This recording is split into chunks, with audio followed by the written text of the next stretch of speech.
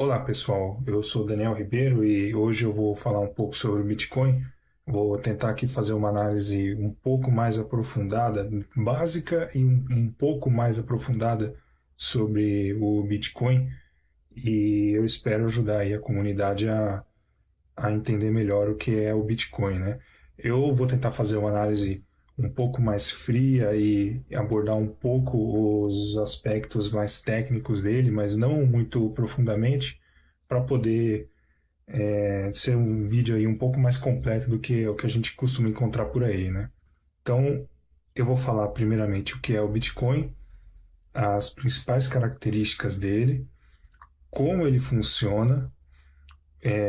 Vou falar um pouco sobre como usar o Bitcoin, sobre mineração e sobre os problemas mais conhecidos dele. Então, o que é o Bitcoin? Para a gente poder entender o que é o Bitcoin, a gente primeiro tem que entender o que é uma moeda. Uma moeda é um meio de troca, é um artefato que é usado para acumular valor e para ser trocado por bens ou serviços, né? O real, o dólar, o euro, o próprio ouro já foi uma moeda também. Até hoje é uma moeda, mas é uma moeda mais para investimento do que para uso normal, né? Mas ele foi muito usado antigamente para justamente para troca de bens e troca de serviços também, né? Supondo que você tenha uma vaca e você quer trocar por um terno, você precisa equiparar esses valores. Você não sabe quantos ternos valem uma vaca ou quantos sapatos valem um terno. São todos produtos e serviços também que possuem valores e você precisa ter um meio de equalizar esses valores para poder facilitar a troca, né? Então você troca, por exemplo, a sua vaca por R$ 100 e você compra um sapato por R$ 50. Significa que dois pares de sapato valem uma vaca. Mais ou menos isso que é para isso que serve a moeda, para ser uma forma de concentrar o valor numa base monetária comum para que qualquer bem ou serviço possa ser convertido nessa base monetária. O Bitcoin não é diferente disso. Ele serve como uma moeda. Ele serve justamente para você poder quantificar valores em Bitcoins também. Então, por que é que existe o Bitcoin? Por que é que o Bitcoin ele existe e ele pretende substituir as moedas que a gente conhece como o real ou o dólar? O Bitcoin ele não depende de um emissor central. Então, por exemplo, no Brasil, o real é emitido pelo Banco Central do Brasil. O dólar é emitido pelo Banco Central americano. E todas as moedas estatais são emitidas pelos seus respectivos países, né?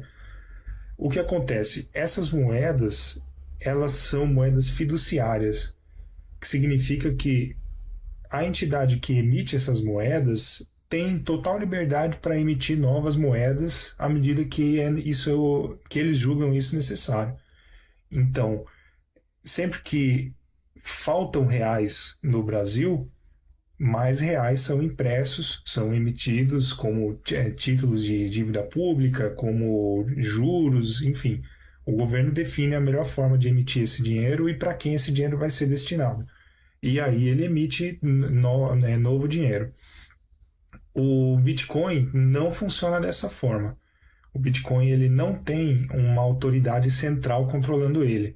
Então você não tem nenhum governo, nem nenhuma casa da moeda, nenhum banco administrando a rede do Bitcoin. O Bitcoin é uma rede autossuficiente, ela funciona sozinha e ela emite os próprios Bitcoins de acordo com o que foi estipulado no protocolo dele. Então, é uma emissão controlada e que todo mundo conhece, né? Eu vou falar um pouco mais sobre como é a emissão de novos bitcoins mais para frente. Mas o que é importante dizer é que ela é uma moeda escassa, ou seja, ela tem um limite de emissão. E o limite é de 21 milhões de bitcoins. 21 milhões pode parecer pouco, mas esses bitcoins eles podem ser divididos em até 8 casas decimais. Então você tem até 0,0000001 Bitcoin, e isso tem um valor, entendeu? É um valor muito pequeno. Então, um Bitcoin já tem um valor muito elevado. Isso não é um problema. O fato de ter apenas 21 milhões de Bitcoins não é necessariamente um problema. Então, como que funciona o Bitcoin? Para entender como funciona o Bitcoin, nós temos que entender basicamente dois tópicos específicos dele, que são os endereços Bitcoin e a corrente de blocos. Eu vou falar um pouco sobre cada um deles e, em detalhe, eu vou começar pelos endereços. Um endereço Bitcoin é um código de até 34 caracteres, entre 27 e 34 caracteres, que é um endereço onde você pode armazenar os seus Bitcoins. Você pode gerar inúmeros endereços Bitcoins. Esses endereços são praticamente infinitos. Eles têm um limite, mas é um limite altíssimo, que se fosse colocar hoje, cada habitante da Terra poderia ter quintilhões de endereços. Assim, é um número muito grande, impronunciável. Cada endereço Bitcoin é uma chave pública de criptografia, e cada um tem a sua respectiva chave privada. Esse par de chave pública e chave privada é a base das transações com Bitcoin.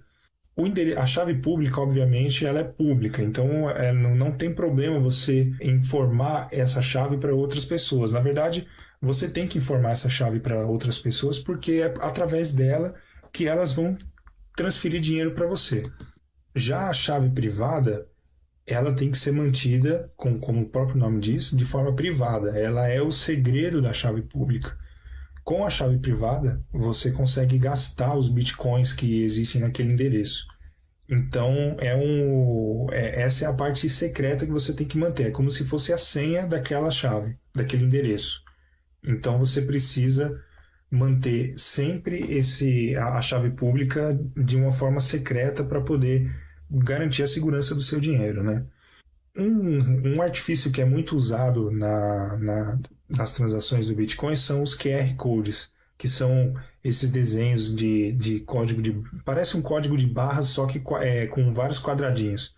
Esse QR Code nada mais é do que a representação desse código, dessa chave pública, de uma forma gráfica. Essa forma é muito fácil para câmeras e para leitores de tela conseguir ler isso e identificar isso como um código. Então, na verdade, sempre que você vê um código desse aqui, você pode ter certeza que ele representa ou um QR Code ou um endereço de internet. É só uma forma de facilitar a leitura desses endereços por aparelhos, por leitores de código de barra ou por celulares, câmeras de celular, enfim. A corrente de blocos é a segunda base do Bitcoin. O que é a corrente de blocos? É um banco de dados distribuído. Simples assim.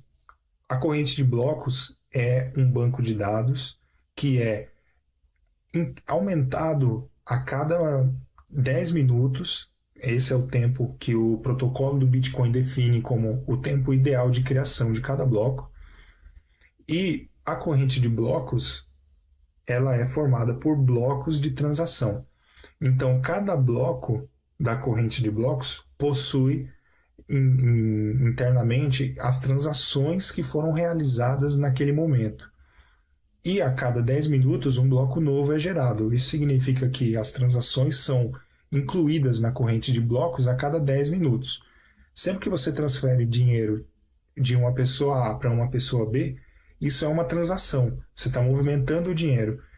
E essa transação ela vai ficar armazenada num bloco da corrente de blocos. Qual que é o segredo da corrente de blocos? Cada bloco possui a informação de qual era o bloco anterior a ela.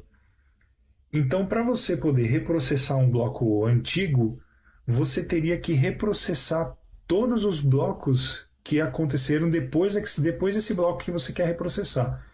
Isso, computacionalmente, é impossível de fazer, porque para você poder gerar cada bloco, a quantidade de processamento que um computador tem que fazer é muito grande. Então, para você reverter uma transação antiga, ou para você estornar essa transação antiga, é praticamente impossível. Isso na verdade, é possível. Eu vou descrever mais para frente um ataque que é chamado do ataque dos 51%, mas para isso o atacante teria que ter mais de metade da capacidade de processamento de toda a rede no mundo inteiro. Então é praticamente impossível disso acontecer. O que acontece com a corrente de blocos é que cada bloco é gerado de uma forma que o bloco atual precisa ter a informação de qual é o bloco anterior a ele. E esse bloco anterior a ele tem a informação do bloco anterior e esse do anterior. E é por isso que é chamado de corrente, porque é formada uma corrente sempre a partir de um bloco. A corrente de blocos, ela é pública, ela é conhecida por todo mundo. Isso significa que todo mundo tem acesso a todas as transações que são realizadas dentro da rede Bitcoin. Então, sempre que uma pessoa A manda dinheiro para uma pessoa B, essa transação ela é publicada e todo mundo que tem a corrente de blocos vai ter uma cópia dessa transação. Isso é o que garante que não vai haver o gasto duplo. Ou seja, quando eu transfiro uma moeda da minha carteira para a carteira de um amigo meu e eu tento transferir essa mesma moeda no futuro para outra pessoa, essa segunda transação não vai funcionar, porque essa outra pessoa vai saber que essa moeda já foi gasta anteriormente. Por quê? Porque as transações são públicas, entendeu? Essa é a forma que o protocolo garante que o dinheiro não vai ser duplamente utilizado, fazendo com que as transações sejam públicas. Como que o anonimato das transações é garantido, então? Ninguém sabe qual é o seu endereço do Bitcoin. O Bitcoin os endereços são códigos, mas esses códigos não estão associados a uma pessoa. Então você não tem como saber que o João tem aquele endereço e ele transferiu 1 milhão de Bitcoins para outra pessoa. Isso não acontece. Você não tem como saber de quem é cada endereço, entendeu? Então, é dessa forma que o anonimato das transações é garantido. Contanto que ninguém saiba qual é o seu endereço, ninguém vai saber que você tem esse dinheiro. Bom, eu vou falar um pouco agora sobre como usar os bitcoins. Para usar os bitcoins, você obviamente tem que ter pelo menos um endereço de bitcoin. E o endereço, ele fica na sua carteira. A carteira, o que é? Ela é um programa que você pode ter ou instalado no seu computador, ou instalado no seu celular, ou num site especializado nisso, uma web wallet, né, que chama, ou mesmo num papel. Você pode ter uma carteira em papel também. A carteira ela serve para quê? Ela serve para acumular os seus endereços Bitcoin. Então você pode ter um ou mais endereços. Na verdade, o ideal é que você tenha um endereço para cada transação que você vai fazer. Então, a carteira ela serve para isso, para poder agrupar os seus endereços e facilitar a gestão do seu dinheiro. O jeito mais fácil que eu considero para usar bitcoins, e isso é uma opinião pessoal, obviamente, é com um smartphone. Você tem a sua carteira no seu celular, você tem lá então o seu dinheiro e você consegue usar isso na rua, você consegue usar isso na internet, consegue usar em qualquer lugar. Você consegue enviar e receber dinheiro de uma maneira muito fácil, né? Eu vou demonstrar aí o funcionamento básico de uma transação em uma loja virtual ou em uma loja física, mas basicamente é igual de qualquer forma. Então, para usar os bitcoins, eu vou dar dois exemplos aqui, um para uma loja virtual e outro para uma loja física, né? Uma loja da rua, assim, que existe de verdade. Em uma loja virtual, o funcionamento é bem simples. Você escolhe os produtos que você quer comprar. Na hora de você fechar a sua compra e fazer o pagamento, você escolhe a forma de pagamento Bitcoin e a loja vai gerar um endereço e vai te dar o valor que você tem que transferir para esse endereço. Basta então que você pegue esse endereço, coloque lá na sua carteira, pode ser no seu smartphone ou pode ser no computador. Você faz a transferência do valor que está sendo solicitado por um endereço e em questão de segundos a loja já vai receber a primeira notificação de que o pagamento foi realizado e vai prosseguir com o seu pedido normalmente.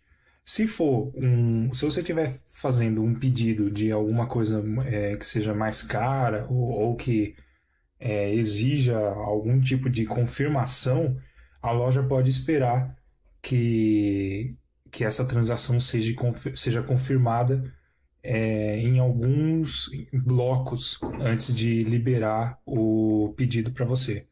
Isso acontece a cada 10 minutos. Cada 10 minutos é gerado um bloco com todas as transações que aconteceram naquele período e a sua transação vai ser uma das transações que vai estar contida no próximo bloco.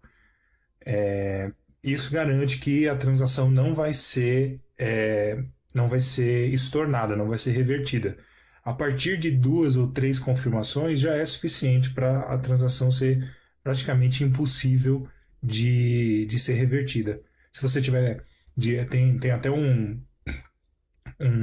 ditado aí. Se você estiver vendendo uma casa usando bitcoins, você espera 6 confirmações, ele que vai levar 1 hora, e tá tudo certo. Você tem certeza que esse dinheiro não vai ser estornado nunca mais. Em lojas físicas, a situação, a compra de Bitcoin, a venda de produtos e serviços também é simples, entendeu?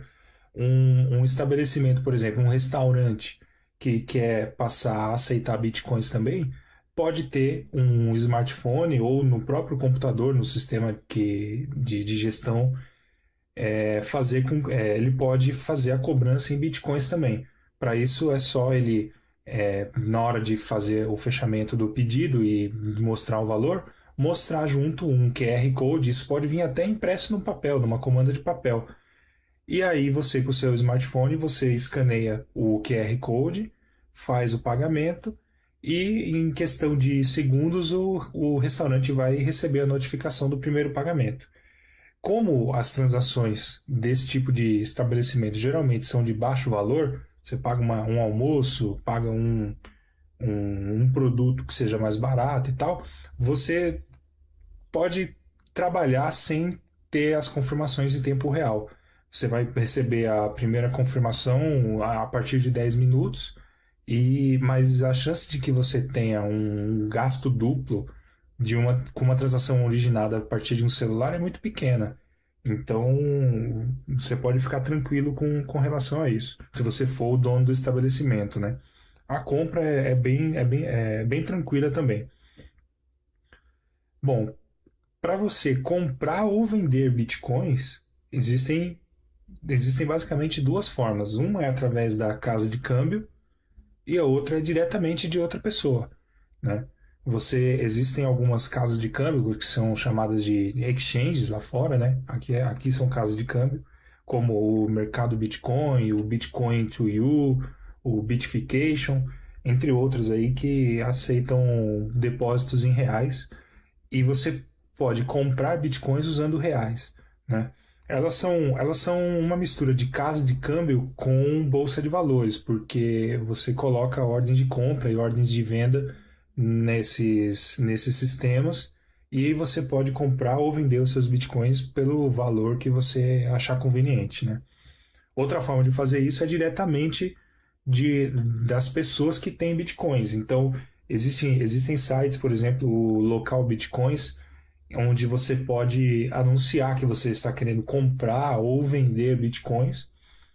Você diz lá quais são as condições, o valor que você quer pagar, o valor que você está cobrando, enfim, da onde você é e como vai ser conduzida essa negociação. Alguns vendedores vendem até pessoalmente bitcoins. Você marca um dia e hora, você encontra com o vendedor num local que vocês combinaram e faz a troca. Você paga para ele em dinheiro e recebe os bitcoins na hora.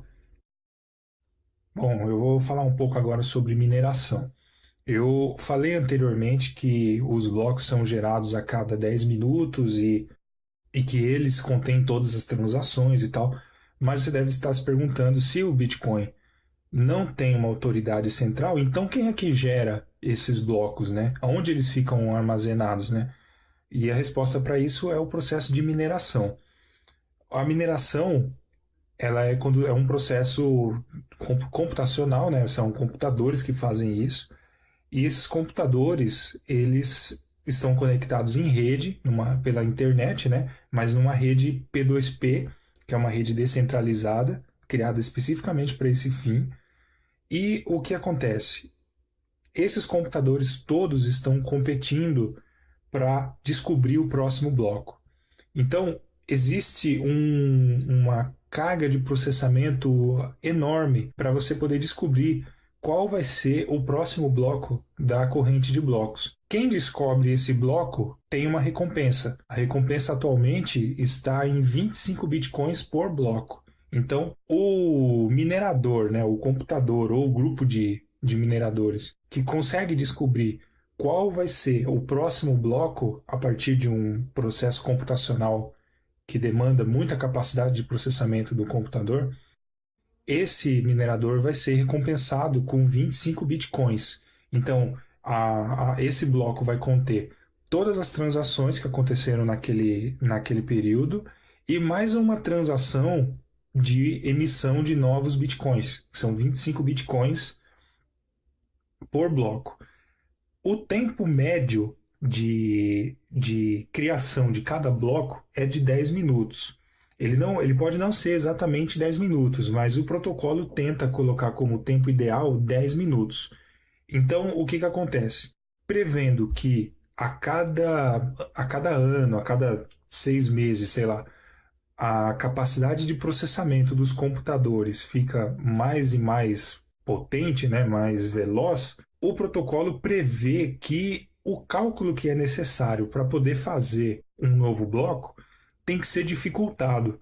Então, o que ele faz? A cada 2016 blocos, o protocolo verifica quanto tempo, em média, os últimos 2016 blocos foram gerados para poder definir qual vai ser a dificuldade dos próximos 2016 blocos. Se você colocar numa linha do tempo, 2016 blocos, se forem gerados a cada 10 minutos, dá exatamente 2 semanas. Então, a cada 2 semanas, a dificuldade da mineração é recalculada pela própria rede e a própria rede define que o processo de mineração vai ser mais difícil ou mais fácil, né? Isso tudo depende do quê? Da capacidade de processamento de toda a rede. Então, no começo do Bitcoin, por exemplo, em 2009, com um computador simples da época, com uma placa de vídeo barata, já era suficiente para poder minerar Bitcoins com relativa facilidade, né? Hoje em dia, existe hardware especializado na mineração de Bitcoins, hardware que consegue superar milhares de vezes o desempenho de uma placa de vídeo para essa tarefa, né? Então, a dificuldade aumentou absurdamente, né? O índice de dificuldade aumentou muito para poder compensar o avanço tecnológico da rede, você entendeu? Então, isso significa o quê? Que minerar usando o seu computador e uma placa de vídeo já não serve para mais nada, porque esse equipamento não tem velocidade suficiente para acompanhar o resto da rede, entendeu? Só que isso não é um problema. Eu costumo dizer o seguinte: o dinheiro não é para você imprimir em casa, entendeu? Você não imprime reais em casa, você não imprime dólares, euros, você não escava o chão da sua casa para tentar achar ouro, você entendeu? Então você não tem que minerar. O dinheiro não foi feito para ser criado assim. É claro que se você puder, se você tiver condições de hardware para poder fazer isso, é uma forma de você ganhar dinheiro. Assim como existem empresas de mineração que mineram ouro. Eles ganham dinheiro com isso, entendeu? Mas isso não é necessário. O dinheiro ele foi feito para quê? Para ser trocado. Você troca o seu trabalho por dinheiro, você troca o seu dinheiro por produtos e serviços. Então, o processo de mineração não é fundamental para o Bitcoin. Quem pode minerar já está minerando. E você sozinho, com um computador simples, com uma placa de vídeo, você provavelmente não vai conseguir minerar nada. Mesmo que você tenha hardware dedicado para isso, que são os ASIC miners, são equipamentos criados especificamente para a tarefa de mineração. Esses equipamentos eles são muito mais potentes do que um computador normal, mas ainda assim, sozinhos, eles não representam praticamente nenhum poder de processamento se comparado ao da rede. Então você tem vários equipamentos, vários computadores competindo para poder descobrir o próximo bloco da corrente de blocos, inclusive o seu. Então a sua chance de descobrir o próximo bloco é a mesma fração de capacidade de processamento do seu computador em relação ao restante da rede.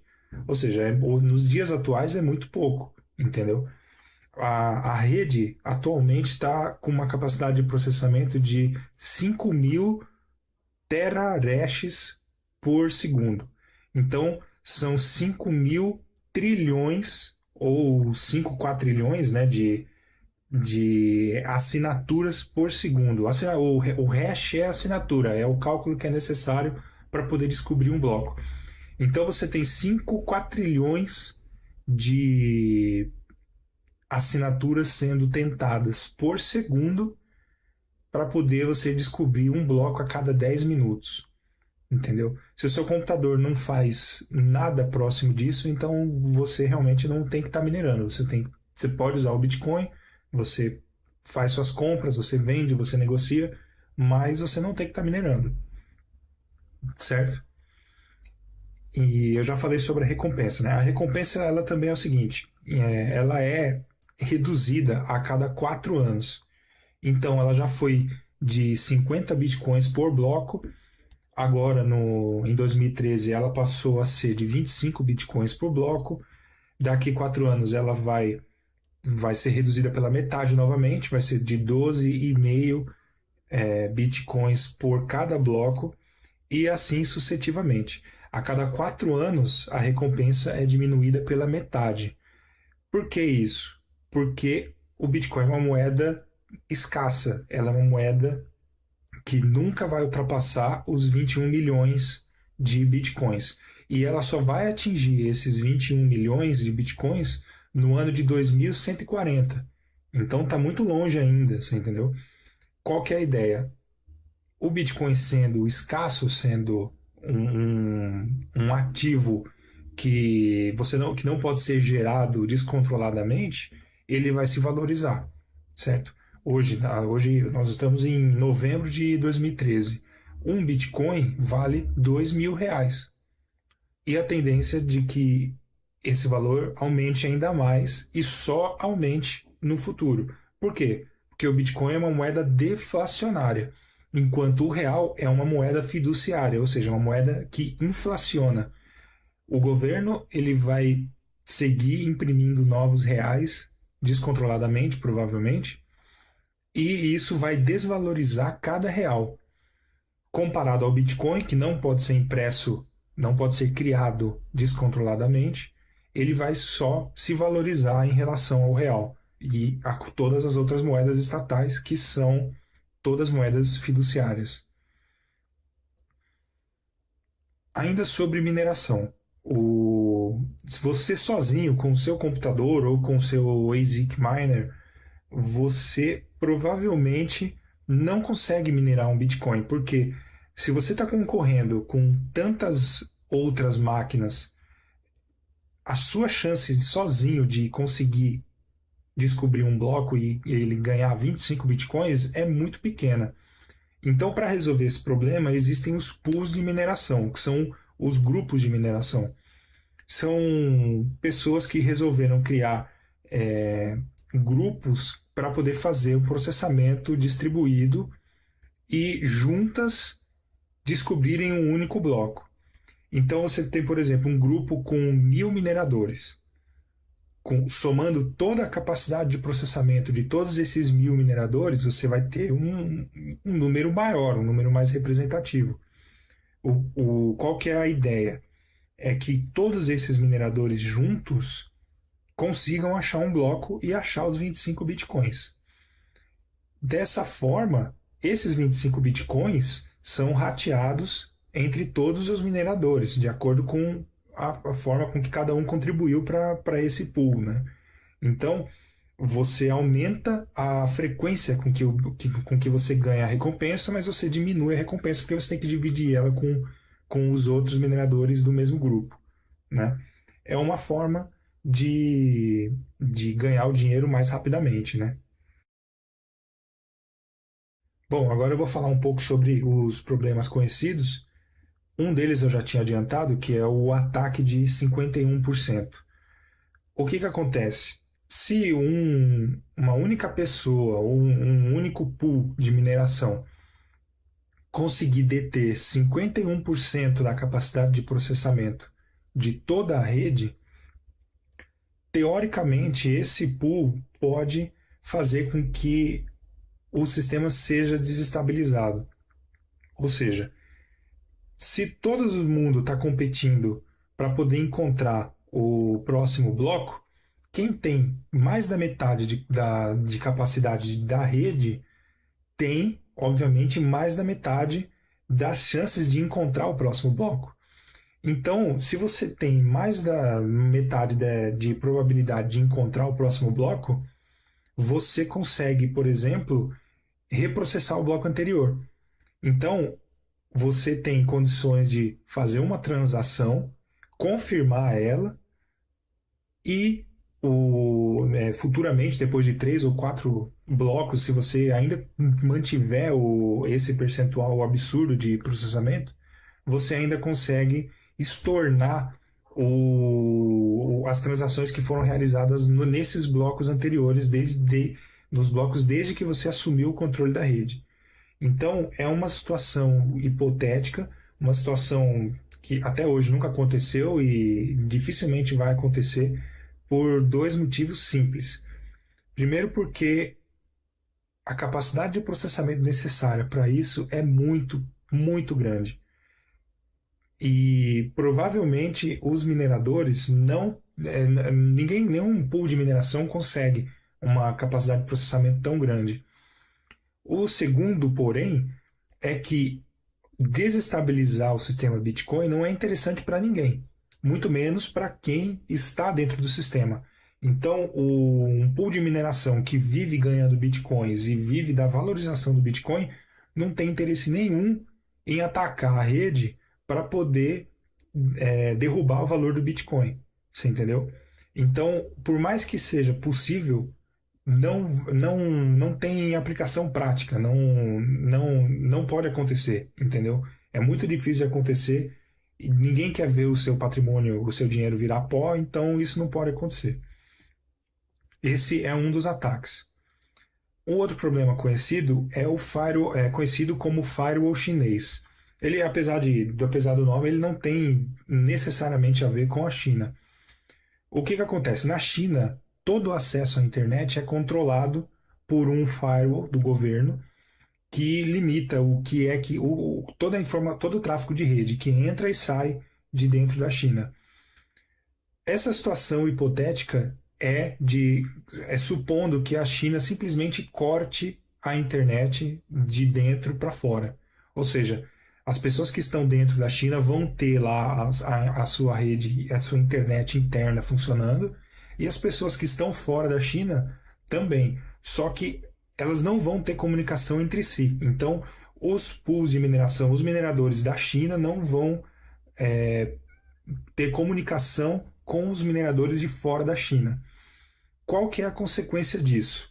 Cada uma dessas redes, como elas são descentralizadas, elas vão continuar minerando e continuar gerando seus próprios blocos. Então você vai ter uma divisão aí. Você vai ter a corrente de blocos dentro do território que está isolado e você vai ter a corrente de blocos fora dessa rede isolada. E esses blocos vão continuar a ser criados a cada 10 minutos ou o tempo que for necessário para isso. E isso pode, então, gerar são 2 correntes de blocos distintas, entendeu? O protocolo Bitcoin está preparado para isso. Porém, o que vai acontecer, o que acontece nesse caso não é legal, porque quando as redes voltarem a ter comunicação umas com as outras, uma com a outra, o protocolo Bitcoin define que a maior corrente de blocos deve prevalecer.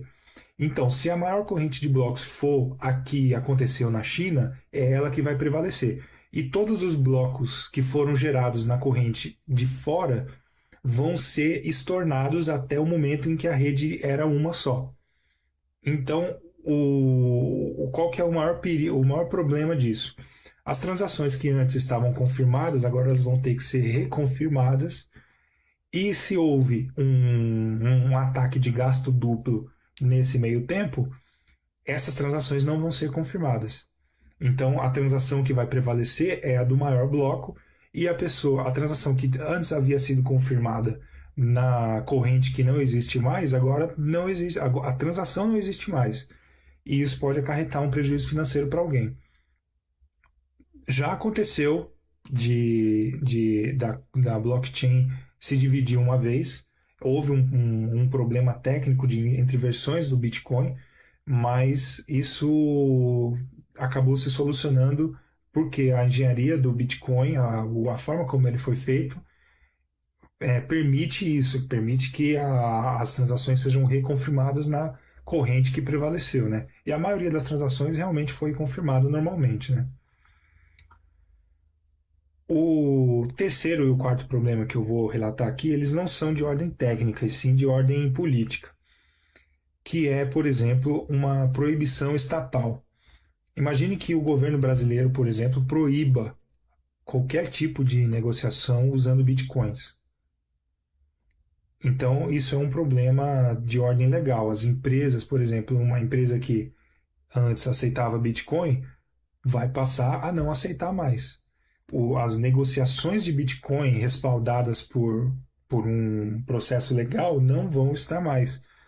E o empresário ele não quer trabalhar fora da lei, entendeu? Se você tem um comércio, se você tem uma empresa, uma loja de eletrodomésticos, por exemplo, você não vai querer ter um fiscal do governo pegando no seu pé porque você aceita bitcoins também. Você vai simplesmente parar de aceitar bitcoins e isso não é bom para a economia do Bitcoin. É uma possibilidade, pode acontecer.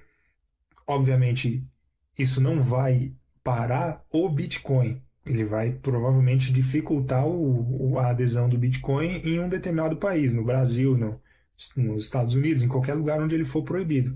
Mas a rede em si vai continuar funcionando. Então, essa é uma preocupação também. E outra preocupação é a economia deflacionária do Bitcoin. Não necessariamente isso é um problema. Há quem diga que você ter uma economia deflacionária é bom, porque o valor do seu dinheiro é mantido. Então, por exemplo, se você tem hoje um Bitcoin que vale R$ 2.000 e amanhã ele vale R$ 2.500, o seu poder de compra aumentou. Você não teve que trabalhar mais por isso, você só guardou, você só poupou o seu dinheiro e amanhã o seu dinheiro vale mais. Isso é uma economia deflacionária. É o contrário da economia inflacionária, que é a economia que a gente está acostumado a conhecer. A gente vai se você vai num supermercado hoje comprar um pacote de biscoitos, ele custa R$ 1. Se você for o mês que vem, ele custa R$ 1,20. Então, o seu poder de compra diminui. Se você guardou reais, se você simplesmente guardou o seu dinheiro e não trabalhou para aumentar o seu dinheiro, amanhã o seu dinheiro vale menos.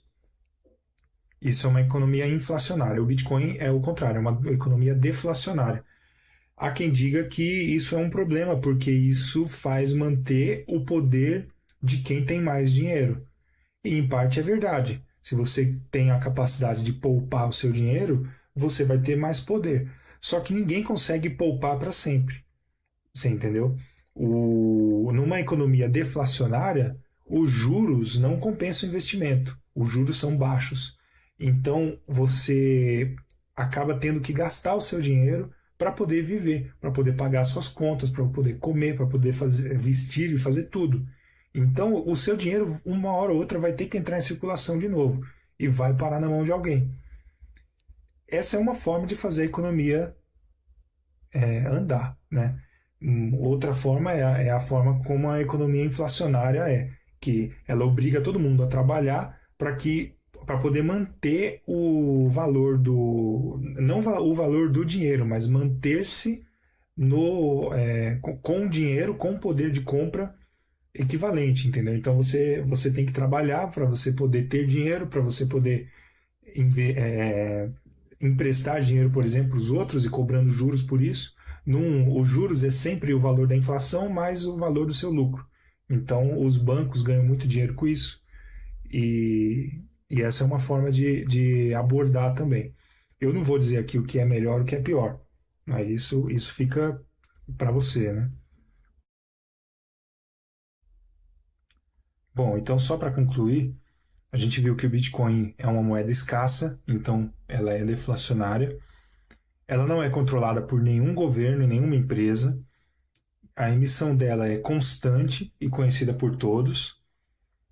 Ela é pseudo-anônima. As transações são públicas, mas ninguém sabe quais são as partes que realizam essas transações. As transações não podem ser estornadas. As transações elas têm um custo muito baixo ou são praticamente gratuitas. O Bitcoin permite microtransações, então você consegue fazer transações de 10 centavos, equivalente a 10 centavos de real, 1 centavo. Se você quiser transferir 1 centavo para alguém, você consegue fazer isso usando o Bitcoin. Cada vez mais estabelecimentos aceitam o Bitcoin. Então, por exemplo, o Subway lá dos Estados Unidos já está aceitando Bitcoins. O WordPress aceita Bitcoins. Aqui no Brasil nós temos alguns estabelecimentos também que aceitam. E que o Bitcoin é fácil de integrar com os sistemas atuais. Se você tem uma loja, se você tem um site que vende alguma coisa, você pode facilmente receber Bitcoins. Isso não é difícil de integrar com o seu sistema atual. Tá certo? Eu espero que vocês tenham gostado do vídeo. Deixem aí comentários, sugestões, dicas. Se eu cometi algum erro, vocês me dizem aí. E eu estou à disposição para qualquer esclarecimento. Um abraço e até mais, hein? Deixa seu like.